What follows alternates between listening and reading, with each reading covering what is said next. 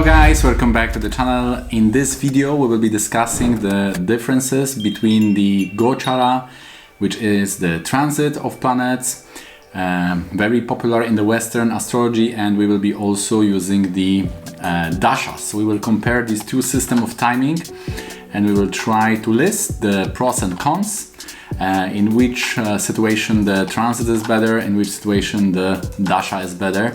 So that will be the topic of our video. If you are brand new here, my name is rgendarz and this channel is all about Vedic astrology in the tradition of Sri Achyutananda with an analytical research example-based approach. So if you like to learn practical techniques about Vedic astrology, then you are definitely in the right place. If you like the video, please click that thumbs up, and you would like to be notified about similar videos in the future, please click that subscribe button with the bell notification on. So let's dive right into the video.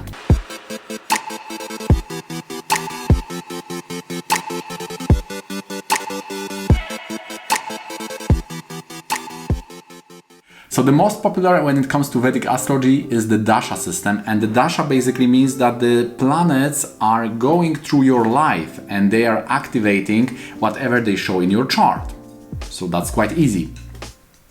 Then we have the gochara. Gochara is the planets are going sign by sign. They are circulating around the Earth, right? So this is the geocentric system we are using here. So the planets are going around the Earth and they are going through various houses in your chart. So these houses in your chart, they are responsible for a specific area of life. For example, the first house is about health, fourth is about your house, about your happiness, seventh house is about your relationships, and 10th house is about the work. So when these planets are going through these houses, they are activating these houses in a specific way. If these are good planets, then it's in a good way. If it's a negative planets, then it brings some challenges to this area of life. And the third are progressions, which are also popular in the Western astrology. So progressions are similar to transits. This are like every year the next sign is activating. So for example, if you are born, it's the lagna, the ascendant, which is active. Then the next year is the second house, the next year third house. So it goes house by house. These are the progressions. We are also using them in Vedic astrology. They are also mentioned in the Manu, in the text of Manu, which is quite interesting. So we have this three system. We have Dasha, gochara, and progression. So planet ordered, which is Dasha, gochara, planets are going around the Earth, activating various houses, and progression, sign by sign each year. And progression sign by sign each year or every 12 years. So we can also have the Mahadasha, which is the big period, and the sub-periods in this progression system.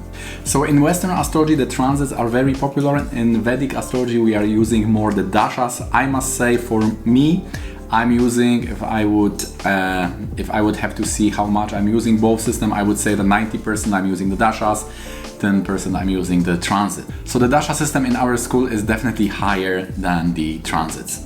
And when it comes to the gochara, then I'm mainly using the Sadeshati and Kantakashani from the Navamsha moon. So this is the Nadi system. So the method for that is that you are taking the moon in Navamsha, we see the sign in the Rashi, and we see where's the Saturn in 12th, 1st and 2nd from that sign. So not from the moon in the Rashi, but from the sign of the moon in the Navamsha, but we see the transits of Saturn in Rashi. Also, the other system which I'm using is that we can see the planets from the Arudha Lagna. For example, if we see the Rahu, if it's in Trikona to Arudha Lagna, it's more time for material life. If Ketu is in Trikona to Arudha Lagna, it's more about spiritual sadhana, about this purification. You want to have more introspection. There is some seeking, soul seeking. You are thinking about the meaning of life. So this is all when the Ketu is in Trikona and the transits to the Arudha Lagna. So we have these 10 differences between the Dasha, which is the order of planets, and the gochara, which is the transit. The first difference is that the Dasha is activating some parts of karma in your chart. So therefore, this is very interesting, it's very essential and very important. Whilst the gochara, which are the transits, it only shows that some areas of life are changing, they are supporting, or maybe are blocked.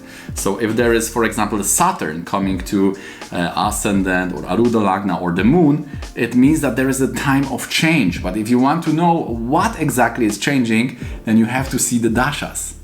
The second difference is the transit is only one, but the Dashas are many, and based on the reference point, and also based on the order of planets, we can derive the philosophy and the meaning of the particular dasha. And also there are specific dashas for health, like for example Shula dasha. We have dasha for wealth, which is Sudasa. We have the dasha Narayana dasha, which is showing more external circumstances and the fruits which are given by the world. We have also the Vimshotri dasha, which is showing our desires. So by using dashas, we can catch and absorb those different perspectives of timing system in our life. So the pros of transits is that they are very easy and uniform. So these planets, they are changing the signs for everyone. Now for each chart, this will be related to a different houses, so that will activate for each of us different houses and therefore also different areas, but it's very easy to memorize. Oh, now Saturn is in this sign, Jupiter is in this sign, so it's uniform, and because of that it's very easy to use. Whilst when it comes to dashas, then they are calculated based on your moon nakshatra and also this percentage how the moon, where the moon is in that nakshatra, and from that you are deriving the length on the first period. So it's not so easy to calculate on which period you are now. You have to use the software, but if you have the software, it's also very easy. The fourth point is about the Vargas, that the gochara, of course, we can use the moon placement in each Varga and see the all transits and especially the Saturn, Jupiter from that moon. We are using that for navamsha especially, but we can use also the Dashamsa moon as a reference. So theoretically, we can use the gochara in every Varga, but it's not so broad as with the dashas. When we are using either Rasi dashas or the Graha dashas, like Vimshotri, the most popular system, 120 years, then each Varga will activate all the houses and the placement of that planet in that chart. So it's really much broadly used in the Vargas. For example, we are not timing the career life when you will get a new job with the transits using the Dashamsa, but we are using the Dasha in the Dashamsa to time the job. So it's really when you want to know which part of the Varga is activated in particular point of life, then definitely the Dasha will be much more precise and accurate. The fifth point is about the dynamics, because the Mahadasha will show the bigger goal, what is happening, and the Antardasha will show how the various times which have the 1 year or 2 year are supporting or blocking that big goal, which can have 20 year for Venus or 16 year for Jupiter. So that is very interesting now because we have that dynamics, and then we can know by the Antardasha Graha placement, so the sub-period planet, how it is placed, through which houses this goal is supported or blocked. So sometimes the good goal can be blocked by the good house. So for the short perspective, you may think that something is going in the right way, but it is blocking the broader goal. So you can have those kind of dynamics by using the dashas. And this is making the reading more interesting because you can provide much clearer picture of what's going on in the chart. The sixth point is about the concept of linear time. So the gochara is basically functioning in the paradigm of circular time, which is coming back, like the Nietzschean says, that the worlds are repeating itself. So similarly, the planets are making a circle, and this gives that idea that the time is like a circle, it's nothing ending, it's just repeating and so on. Of course, you may say, yeah, the Saturn is a big period, it's like 2.5 year period, so you could say that yes, the Saturn is over now, the Sadeshat is over, or the Kantakashani is over, but it's not like the Dasha, because the Dasha is functioning really in that linear paradigms. So for example, if the 20 years of Venus are finished, then you are really feeling that, then you are really seeing that, yes, that Venus karma has finished. If that was bad, if that was good, then you may also have, this can also give you idea what to do next and so on. But really, when you are using the dashas, you have that linear perspective. So you can see that your life is developing, something is now growing, there is some blockage there. So this linear concept of time is much more aligned with how we as humans perceive our journey throughout life. Therefore, this Dasha system is much more in sync with that concept. The The seventh point is very similar to the first point, and basically it shows that the Dasha is showing which part of the Varga are activated, whilst the gochara, the transits, are just showing which elements are coming or blessing each house. For example, the Saturn is the Vayu, it's the air. So for example, if the Saturn now is coming to the moon in the Shamsa, then it's showing some changes are coming. So it's like there is an increase of element of the air, we could say.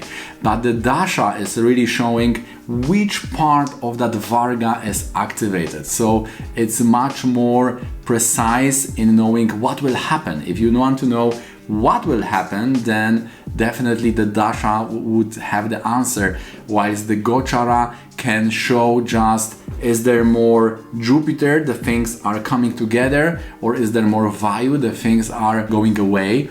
Maybe there's a fire, so there is some conflict, but where is the conflict, with whom, and so on. So this Dasha is very much aligned with the yogas in your chart. So first you understand what are the yogas, what are the possibilities, what can happen in the static view of the chart, and then the Dashas will activate those model in various ways, whilst the gochara is just like the element is coming to your life and now is moving some important part, but how these parts now are functioning because of that air, because of that change, because of that movement, then the Dasha will show that better. The eighth point is that the Dasha is just more precise. For example, if you see the gochara and it's going through the houses, I know that in Western astrology the people are using this concept that, okay, Saturn is now in the 4th house, so it will destabilize the home, Saturn is in the 10th house. Okay, that works. We can use that also from the moon, which is a little bit more accurate. We can use that also from the Aruda Lagna.